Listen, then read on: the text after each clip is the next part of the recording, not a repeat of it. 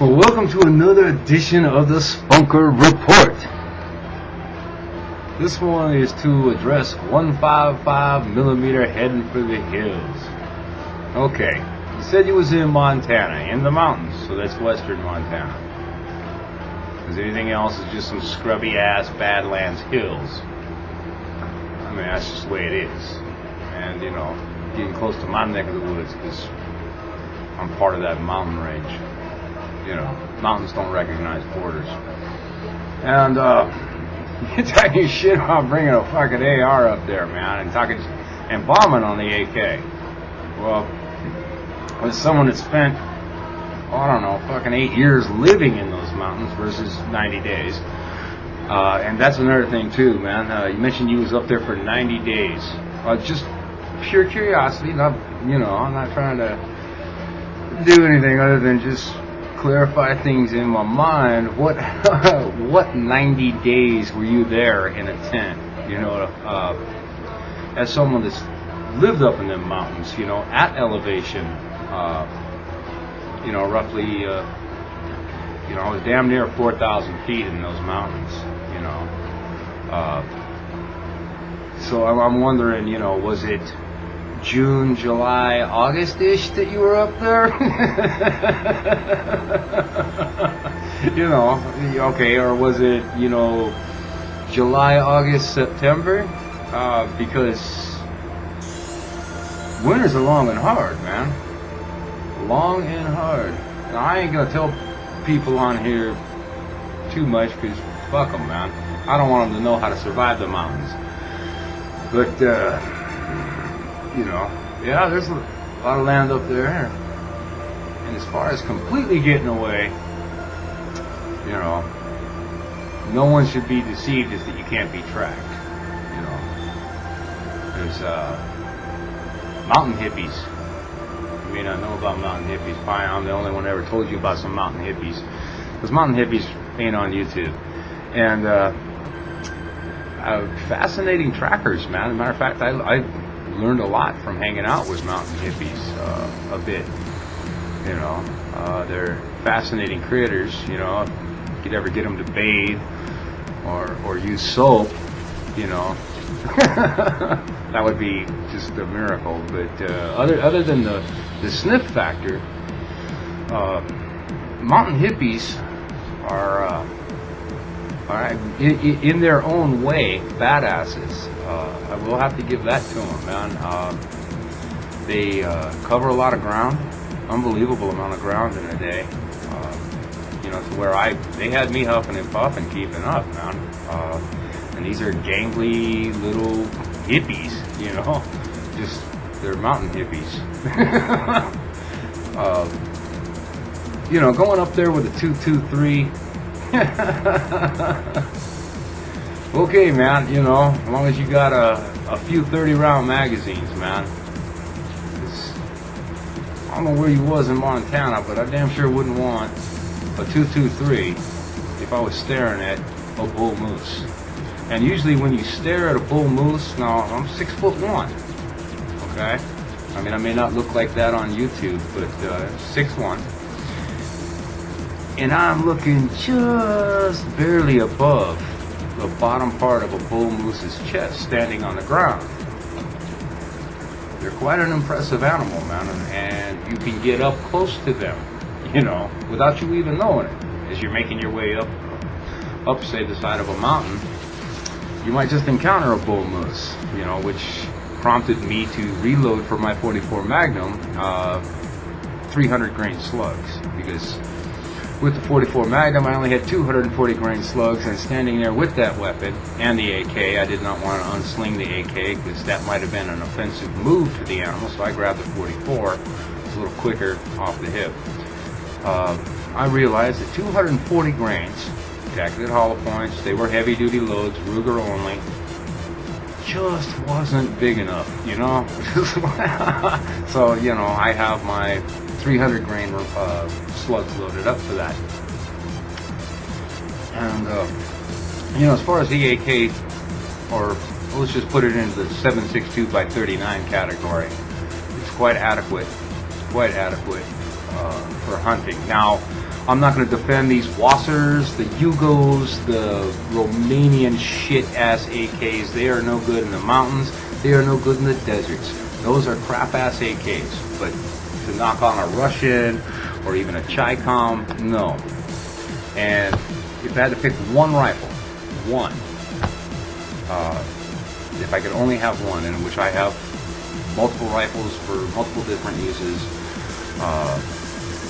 I would have to go out with just the SKS. Now, mind you, it's only got the 10-round standard magazine.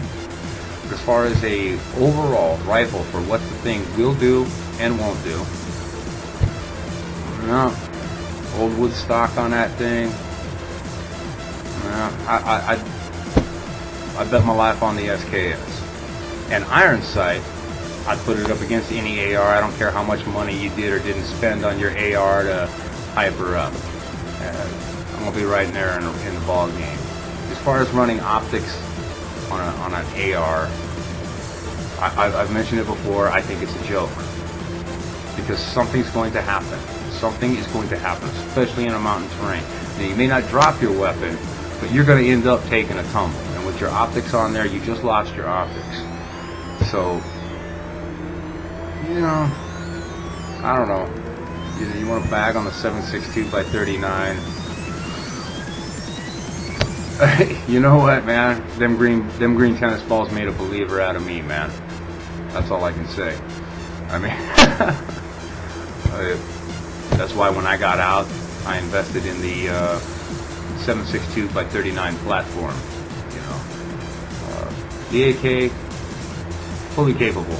I've packed it every time I've gone to the woods, at least in the vehicle.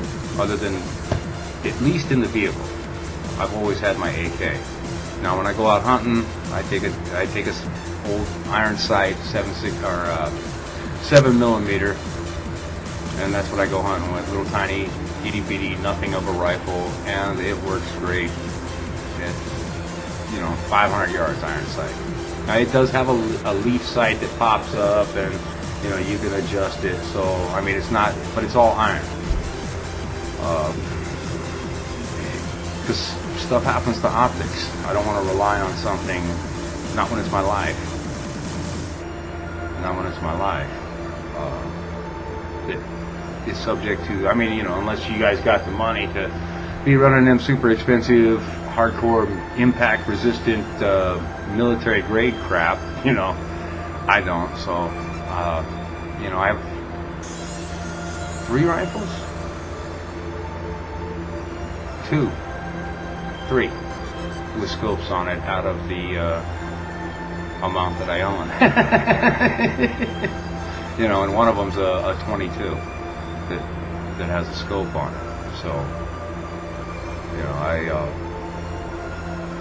and the other's .6. So I mean, it's a 223. Would it kill an elk? Yeah, I mean, if you were close and put 15 or 20 in him, to get him on one shot and drop him, no, man, 223 is just cruel. I'd rather kill him, with one shot. As far as squirrels, well, there's other ways to get squirrels besides firearm. But I don't know. That's just me. I'm different. I don't know. I learned from mountain hippies and mountain people.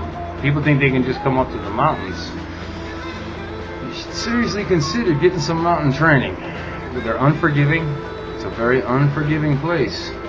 And to just arbitrarily rush in there without living there for a while or receiving some hardcore training, I don't know, man. It's probably not a wise idea for a lot of people to run out to the mountains. And there's going to be indigenous people there. Routes around them. Lots of things to consider. So I mean, hopefully everybody won't come running to the mountains. They're just not a safest place for someone that doesn't know them really well. Now, I mean, I got a lot of years in the mountains, and I'm by no means a mountain expert. Mountain teaches me. Matter of fact, mountains rejected me on different times. And unless you understand what it's like to be rejected by the mountain, you probably shouldn't go there. Because most of the time, man, I'm good with the mountain. But, you know, there's been one or two times where mountain says, no, you're not right. It's time to, you know, go walking home, think about it. Then you come back out here. You come out in the mountain with a bad attitude or the wrong attitude. You may not even realize you have a bad attitude with the mountain until the mountain shows you, and it has a way of doing that. And it's not some weird hippie kind of crap, man. It just is. It just is. You know. Yeah, you know. AK's a hell of a platform, man. I've had to, you know, something go wrong with the vehicle and had to walk out, man. You know. See me trucking down the road, you know, with the AK, man. You know, it may be 15, maybe, I don't know. Longest I got stuck back there was about 28 miles, and you know, a hell of a walk. But glad I had the AK. There's some, you know, lots of things out there. Lots of things. There's things that even hunt men out in the mountains. Just the way it goes. You know, besides other men, you know, that's something else that in a world without rule of law situation you would have to worry about. You know. You know, you gotta almost have to, I don't know, liken it unto Indian ways or the old mountain men that went up there. Unless you've acquired that skill set, and even then, it's not a guarantee. Even with that skill set, it's never a guarantee with the mountain. Like I said, go up there with the best intentions, you know, in good conditions, and the mountain has a way of rejecting you at times, you know. So, I don't know, food for thought. I guess that concludes this edition of the Spunker Report.